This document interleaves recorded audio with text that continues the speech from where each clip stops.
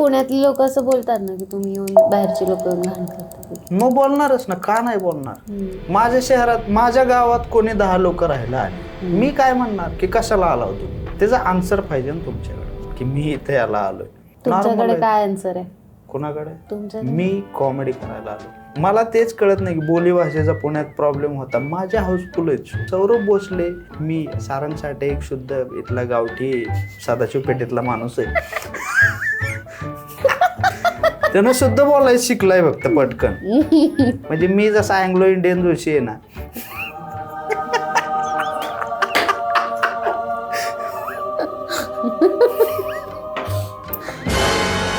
आणि nobody is correcting.